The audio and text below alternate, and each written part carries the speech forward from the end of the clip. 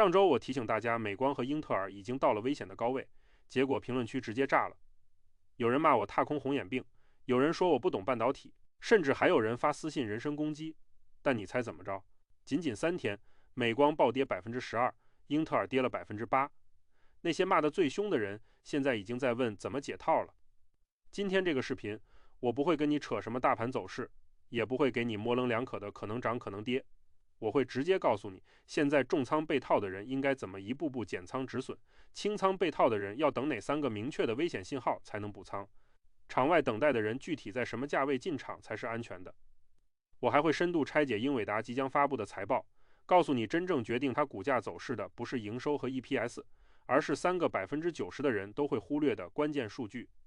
最后，我会把我用了10年的核心卫星资产配置法完整教给你，让你以后再也不用追涨杀跌，再也不用为短期波动失眠。如果你现在手里拿着半导体股票，或者正在考虑进场，这个视频你一定要看完，因为它可能会帮你避免几十万的亏损，也可能会让你抓住下一个10年的财富机会。对了，先问大家一个问题，这次半导体的暴跌，你觉得是主力洗盘，还是牛市已经正式见顶？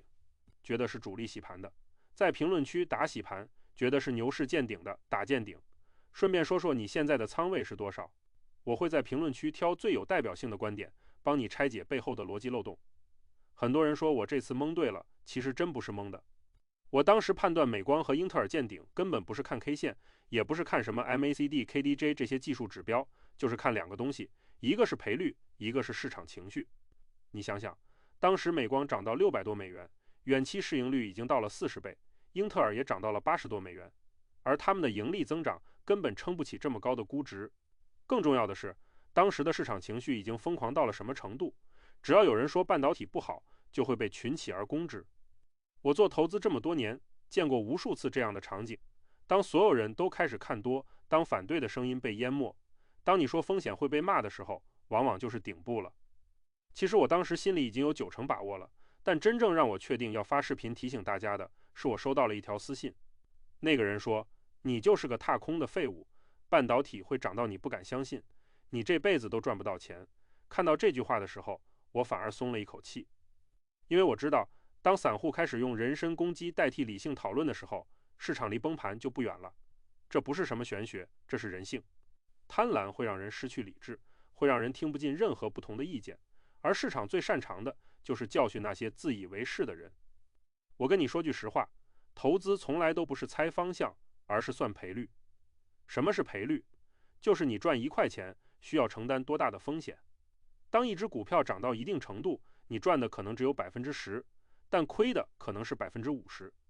这个时候的赔率就是1:5，非常不划算。这个时候，不管别人怎么说它会涨，你都应该卖出。反过来，当一只股票跌到一定程度，你亏的可能只有10%，但赚的可能是100%。这个时候的赔率就是10:1，非常划算。这个时候，不管别人怎么说它会跌，你都应该买入，就这么简单。但很多人就是搞不懂这个道理，他们总是在赔率最高的时候卖出，在赔率最低的时候买入，然后反过来骂市场不公平，骂庄家割韭菜。其实根本不是庄家割你，是你自己的贪婪和恐惧割了你自己。现在最难受的肯定是那些重仓甚至满仓半导体的人。我知道你们现在的心情，每天打开账户就是几万几十万的亏损，割肉舍不得，拿着又怕继续跌，晚上睡不着觉，白天没心思工作。我非常理解这种感受，因为我年轻的时候也经历过。2015年股灾的时候，我曾经满仓一只股票，一周亏了40%，那种感觉就像天塌下来一样。但我必须跟你说一句实话，现在最忌讳的就是硬扛。很多人会说，我长期持有，总有一天会涨回来的。但问题是，你能扛多久？你能扛过30%的下跌吗？能扛过50%的下跌吗？如果真的跌了50%，你需要涨100%才能回本，这需要多长时间？1年、2年还是5年？你有没有算过这个时间成本？你有没有想过，如果你把这些钱拿出来，投到其他更好的标的上，可能早就回本了，甚至还能赚更多。我昨天收到一个粉丝的私信，他说他把准备买房的首付一共80万全部买了美光，现在已经亏了20万了，问我怎么办。我看到这条私信的时候，心里特别难受。我能想象到他现在的心情，那种绝望，那种无助。但我还是只能跟他说，减仓立刻减仓，因为我知道，如果他继续硬扛，可能会亏得更多，最后连首付都剩不下。对于现在仓位在70%以上的人，我给你的建议只有一个：明天开盘就减仓，把仓位降到30%以下，不要等反弹，不要想着卖在最高点，现在能卖出去就是胜利。很多人会说，万一我减仓之后它涨了怎么办？我告诉你，就算它真的涨了，你手里还有30%的仓位，你依然能赚到钱。但如果它继续跌，你减仓之后的现金就能让你在更低的位置买回来，摊低成本。这不是割肉，这是战术性撤退。投资不是比谁更有勇气，而是比谁活得更久。你只有先活下来，才有机会赢。我教你一个简单的心理压力测试方法。你现在闭上眼睛，想象一下，如果你的股票再跌20%，你能不能接受？如果你的答案是不能，或者会失眠，那说明你的仓位已经超过了你的承受能力，你必须减仓。永远不要用你的生活去赌，永远不要让投资影响你的心情和健康。钱没了可以再赚，身体垮了什么都没了。如果你现在的仓位在30%以下，被套了10%到20%，那你其实不用太着急。现在不要盲目补仓，不要想着越跌越买，摊低成本。很多人就是这样，本来只是轻仓被套，结果越补越重，最后变成了重仓被套，彻底套死。我见过太多这样的例子了，本来只是亏了几万块钱，结果越补越多，最后亏了几十万，甚至上百万。你现在要做的就是耐心等待，等3个明确的危险信号出现，再决定下一步怎么做。只要这3个信号没有同时出现，你就可以继续持有你手里的仓位。如果真的出现了，那你就要果断减仓，甚至清仓。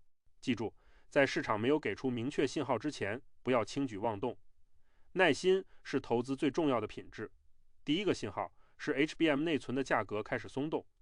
现在半导体行情的核心就是 AI 芯片，而 AI 芯片的核心就是 HBM 内存。HBM 内存的价格直接反映了下游 AI 芯片的需求情况。如果 HBM 的价格开始下跌，说明云服务商和 AI 公司的需求已经开始放缓，整个产业链的景气度就会下降。到那个时候，不仅美光和海力士会跌，英伟达也会跟着跌。第二个信号是英伟达的毛利率跌破73%。英伟达现在的毛利率是76%左右，这是它历史最高水平，也是整个半导体行业最高的水平。要知道，英特尔的毛利率只有40%左右，AMD 也只有50%左右。英伟达能有这么高的毛利率，主要是因为它的 H100芯片卖得太贵了，而且供不应求。如果下季度财报显示毛利率跌破73%，说明 Blackwell 架构的 B100芯片成本比预期的要高，或者英伟达开始降价抢市场，这对整个行业来说都是一个坏消息。第3个信号是 SOX 半导体指数单日大跌超过5%。SOX 指数是半导体行业的风向标，它包含了全球最大的30家半导体公司。如果 SOX 指数出现单日大跌超过5%，说明机构开始大规模出货。这个时候散户就不要再抱有幻想了，赶紧跑。因为机构的消息永远比散户灵通，他们不会无缘无故的大规模卖出。如果你现在手里拿着现金，正在犹豫要不要进场，那我要恭喜你，你现在掌握着主动权。现在不要着急抄底，不要觉得跌了这么多就便宜了。很多时候下跌只是开始，真正的底部往往是在所有人都绝望的时候才会出现。2022年的时候，英伟达跌到了$100多，那个时候所有人都在说英伟达要完了， AI 是骗局，结果后来英伟达涨了10倍。所以说，不要在别人贪婪的时候贪婪，也不要在别人恐惧的时候恐惧。我给你3个明确的进场价位锚点，你记好了：美光低于$500，英特尔低于$70， AMD 低于$320。到了这个价位，你可以开始分批建仓，每跌10%，买一次，分3次买完，不要一次性满仓，永远不要 all in。我知道很多人喜欢抄底，喜欢一把梭哈，觉得这样赚得多，但我告诉你，抄底是投资中最危险的行为。你以为你抄在了底部，其实你可能抄在了半山腰。历史上无数次的教训告诉我们，没有人能精准预测底部。分批建仓虽然不能让你买在最低点，但能让你避免买在最高点，能让你在市场下跌的时候依然有子弹可以打，这才是最安全、最稳健的投资方式。我自己从来不会一次性满仓任何一只股票，哪怕我再看好它，因为我知道市场永远充满了不确定性，你永远不知道明天会发生什么。讲完了当下的操作策略，我们来聊一聊接下来最重要的一件事，就是英伟达即将发布的财报。可以说，这次财报不仅会决定英伟达未来3个月的股价走势，还会决定整个半导体行业的方向。很多人看英伟达的财报，只会看营收和 EPS 有没有超预期，但我告诉你，这2个数据根本不重要。真正决定英伟达股价的是3个90%的人都会忽略的关键数据。先给大家看一下华尔街的共识预期。这次市场普遍预计，英伟达第一季度的营收会在820亿美元左右， EPS 会在 5.5 美元左右，毛利率会在 75% 左右， Q2 的指引会在850亿美元左右。如果最终的数据和这个差不多，那股价大概率不会有太大的波动。如果超预期，可能会涨一波；如果不及预期，可能会跌一波。但这些都只是表面现象，真正的核心在下面3个地方。第一个看点就是毛利率。我刚才说了，英伟达现在的毛利率是 76%， 这是一个非常恐怖的数字。很多人不知道，英伟达的 H100 芯片成本大概是3000美元左右，但它卖给云服务商的价格是3万美元，翻了10倍。这就是为什么它的毛利率能这么高。但现在 Blackwell 架构的 B100 芯片已经开始量产了，很多人担心 B100 的成本会比 H100 高很多，从而拉低英伟达的毛利率。如果这次财报显示毛利率低于 73%， 那说明市场的担心是对的。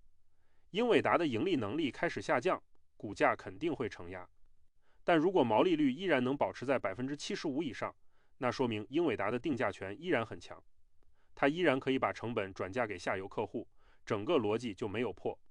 第二个看点是 Q2 的营收指引，现在市场的预期是850亿美元。很多人会说850亿已经很高了，比去年同期增长了1倍还多。但我告诉你，这个预期其实已经被市场充分定价了。如果英伟达的指引刚好是850亿，那股价可能不会涨，甚至会跌。因为利好出尽就是利空，只有当指引超过870亿甚至900亿的时候，才会真正超出市场的预期，股价才会继续上涨。反之，如果指引低于830亿，那说明需求已经开始放缓，股价肯定会大跌。第3个看点，也是最容易被忽略的一个，就是中国市场的收入。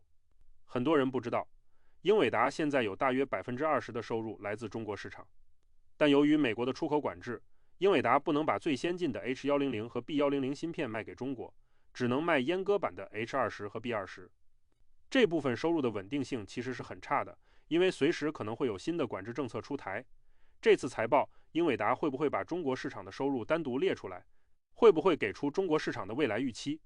如果中国市场的收入占比下降，或者英伟达对中国市场的预期比较悲观，那也会对股价产生一定的影响。但反过来，如果英伟达能找到新的增长点，弥补中国市场的损失，那反而会是一个利好。接下来我给大家做3种场景模拟，大家可以对号入座，提前做好准备。第一种情况，好但不够好，也就是营收和 EPS 刚好符合预期，毛利率在 74% 左右， Q2 指引在850亿左右。这种情况下，英伟达的股价可能会先涨后跌，或者横盘震荡，因为市场已经预期到了这些利好，没有惊喜。这个时候你不要追高，手里有仓位的可以继续持有，没有仓位的继续等待我之前说的3个价位锚点。第二种情况，超预期，也就是营收超过840亿， EPS 超过 5.7 美元，毛利率在 76% 以上， Q2 指引超过870亿。这种情况下，英伟达的股价肯定会大涨，甚至可能创历史新高。这个时候你手里有仓位的可以继续持有，不要轻易卖出。没有仓位的可以小仓位追一点，但不要追太多，因为追高的风险永远是最大的。第3种情况，不及预期，也就是营收低于800亿， EPS 低于 5.2 美元，毛利率低于 73%， Q2 指引低于830亿。这种情况下，英伟达的股价肯定会大跌，甚至可能跌 20% 以上。这个时候你不要抄底，不要想着越跌越买，等它跌透了，等我之前说的3个危险信号出现之后再考虑进场。我个人的判断是，这次英伟达的财报大概率会是第一种情况，好但不够好。因为现在的市场预期已经太高了，英伟达很难再给出超出所有人预期的成绩。而且 Blackwell 的成本确实会比 H100高一些，毛利率可能会略有下降。但只要毛利率不跌破73%，只要 Q2 指引不低于830亿，英伟达的长期逻辑就没有破，短期的波动不用太在意。很多人问我，半导体的牛市还能持续多久？我可以明确地告诉你，至少能持续到2030年。我不是在吹牛皮，我有3个非常扎实的理由。这3个理由是我经过几个月的研究，跟很多行业内的专家交流之后得出来的。第一个理由是全球云服务商的资本支出正在持续加速。亚马逊、微软、谷歌、Meta 这4大云服务商今年的资本支出总和会超过2000亿美元，而且未来5年还会以每年20%以上的速度增长。这些钱大部分都会用来买 AI 芯片，用来建数据中心。只要云服务商的资本支出不停止，英伟达的订单就不会停止，整个半导体行业的景气度就不会下降。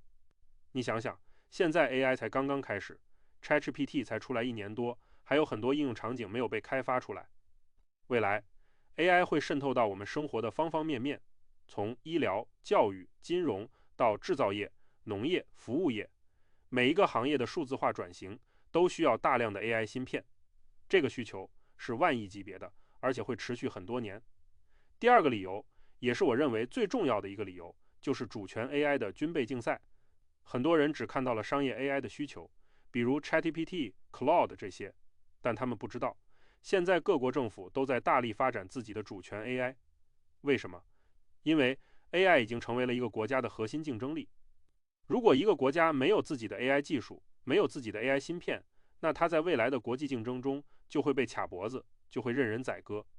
我去年去法国出差，跟当地的一个科技公司的老板聊天，他跟我说，他们现在根本不考虑用美国的 AI 芯片，不是不想用，是不敢用。他们怕美国哪天突然断供，怕自己的数据被美国监控，所以他们宁愿花3倍的价钱，也要买自己国家生产的芯片，也要用自己国家开发的 AI 系统。他跟我说，未来10年主权 AI 的市场规模会比商业 AI 大10倍。这句话给我的触动非常大。我突然意识到，我们现在看到的 AI 需求其实只是冰山一角，真正的大需求还在后面。比如沙特，他现在已经投入了超过1000亿美元，用来发展自己的主权 AI。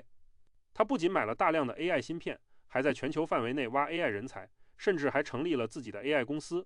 还有阿联酋，他已经和英伟达合作，建立了自己的 AI 数据中心。这些国家为什么这么舍得花钱？因为他们知道石油总有一天会用完，但 AI 是未来。如果他们能在 AI 领域占据一席之地，那他们就能继续保持自己的国际地位。第3个理由是估值悖论。很多人说英伟达现在的估值太高了，远期市盈率有30倍，太贵了。但他们没有算过英伟达的盈利增长速度有多快。去年英伟达的 EPS 是2.5美元，今年市场预期是5.5美元，明年预期是8美元。也就是说，英伟达的盈利每年都在翻倍。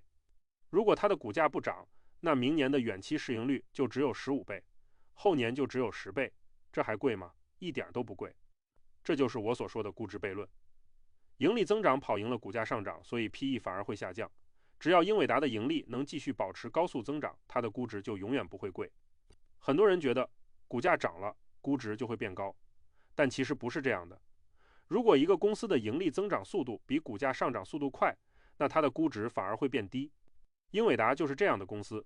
过去1年，英伟达的股价涨了2倍，但它的盈利涨了3倍，所以它的 PE 反而下降了。这就是为什么我一直说英伟达是一个成长股，而不是一个价值股。投资成长股不要看 PE， 要看它的成长速度。